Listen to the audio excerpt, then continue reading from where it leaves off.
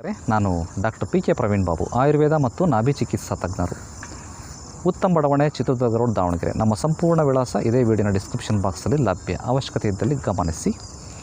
ಇವತ್ತಿನ ವಿಷಯ, ಸ್ನಾನಕ್ಕೆ ಕಡಲೆ ಹಿಟ್ಟು ಬಳಕೆ ಮಾಡಬೇಕಾ ಮಾಡಬಾರ್ದಾ, ಪ್ರಯೋಜನ ಏನು, ದುಷ್ಪರಿಣಾಮ ಏನಾರ ಇದೆಯಾ, ಎಷ್ಟು ಬಳಕೆ ಮಾಡಬೇಕು, ಯಾರು ಬಳಕೆ ಮಾಡಬಾರ್ದು, ಯಾರು ಬಳಕೆ ಮಾಡಬೇಕು ಅನ್ನೋ ವಿಚಾರ.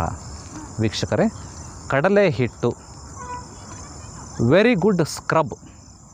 ದೇಹದ ತೂಕವನ್ನು ಕಡಿಮೆ ಮಾಡಲಿಕ್ಕೆ ಕೂಡ ಹೆಲ್ಪ್ ಮಾಡ್ತದೆ. ಉದ್ವರ್ತನ ಅಂತೇಳಿ ಆಯುರ್ವೇದದಲ್ಲಿ ಒಂದು ಚಿಕಿತ್ಸೆ ಇದೆ.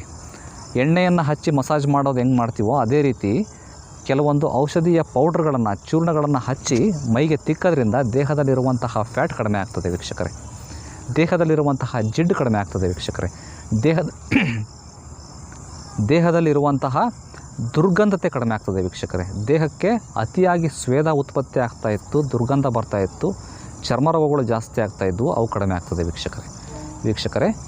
ಎಣ್ಣೆಯನ್ನು ಹಚ್ಚಿ ಸ್ನಾನ ಮಾಡಿದ ನಂತರ ಆ ಜಿಡ್ಡನ್ನು ಹೋಗಿಸ್ಬೇಕು ಅಂತಂದು ಸೋಪನ್ನು 2 ಅಲ್ಲ 3 ಅಲ್ಲ 4 ಸರಿ ಹಚ್ಚಿ ತಿಕ್ಕಿ ಅದನ್ನು ತೊಳ್ಕೊಳ್ಳೋದಕ್ಕಿಂತನೂ ಆ ಸೋಪಿನ ಕೆಮಿಕಲ್ಸ್ ನಮ್ಮ ದೇಹದಲ್ಲಿ ಹೋಗಿ ಹಾನಿಕಾರಕ ದುಷ್ಪರಿಣಾಮಗಳನ್ನು ಉಂಟು ಮಾಡೋದಕ್ಕಿಂತನೂ ಬೆಟರ್ ಕಡಲೆ ಹಿಟ್ಟನ್ನು ಹಚ್ಚಿ ಸ್ಕ್ರಬ್ ಮಾಡಿ, ಮುಖಕ್ಕಾಗಲಿ ದೇಹಕ್ಕಾಗಲಿ ಹಚ್ಚಿ ಸ್ಕ್ರಬ್ ಮಾಡಿದಾಗ ನೀವು ಹಚ್ಚಿ ಮಸಾಜ್ ಮಾಡಿರುವಂತಹ ಎಣ್ಣೆ ಜಿಡ್ಡು ಸಂಪೂರ್ಣ ಕಡಲೆ ಹಿಟ್ಟಿಗೆ ಟ್ರಾನ್ಸ್ಫರ್ ಆಗ್ತದೆ, ಬರ್ತದೆ.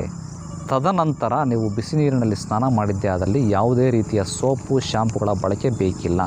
ಸೋಂಪು ಶಾಂಪು ಇದೆಯಲ್ಲ, ಇದು ಆಸಿಡಿಕ್ ಇನ್ ನೇಚರ್, ದೇಹವನ್ನು ಸಂಪೂರ್ಣವಾಗಿ ಒಣಗಿಸಿ ಹಾಕಿಬಿಡ್ತದೆ.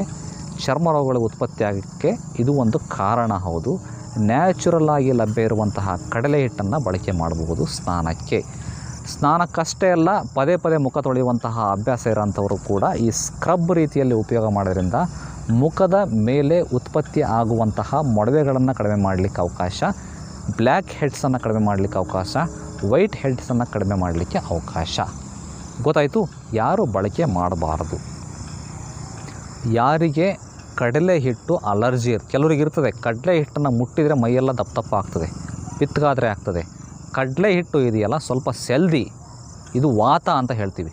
ಆ ಒಂದು ಅಲರ್ಜಿ ಇರೋಂಥವರು ಈ ಕಡಲೆ ಹಿಟ್ಟನ್ನು ಬಳಕೆ ಮಾಡಬಾರದು. ಮತ್ತು ಯಾರಿಗೆ ಕಡಲೆ ಹಿಟ್ಟನ್ನು ಬಳಕೆ ಮಾಡೋದ್ರಿಂದ ರ್ಯಾಷಸ್ ಆಗ್ತದೆ, ಪಿತ್ತಗಾದರೆ ಆಗ್ತದೆ, ಕೆರೆದ ತಕ್ಷಣ ಮೈ ತುಂಬ ಕೆಂಪು ಆಗ್ತದೆ, ಅಂಥವರು ಈ ಕಡಲೆ ಹಿಟ್ಟನ್ನು ಬಳಕೆ ಮಾಡಬಾರದು. ಅದರ ಬದಲಾಗಿ ಬೇರೆಯ ಚೂರ್ಣಗಳನ್ನು, ಎಕ್ಸಾಂಪಲ್ ತ್ರಿಫಲ ಚೂರ್ಣ ಆಗಿರ್ಬೋದು, ಅಥವಾ ಅಂಟುವಾಳಕಾಯಿ, ಶಿಗಾಕಾಯಿಗಳನ್ನು ಬಳಕೆ ಮಾಡಿ ಸ್ನಾನವನ್ನು ಮಾಡಬಹುದು. ಗೊತ್ತಾಯಿತು?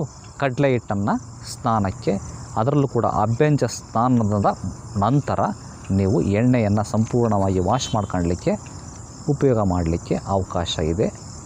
ನ್ಯಾಚುರಲ್ ವಿಧಿಯಾಗಿ, ಪ್ರಾಕೃತಿಕ ವಿಧಿಯಿಂದ.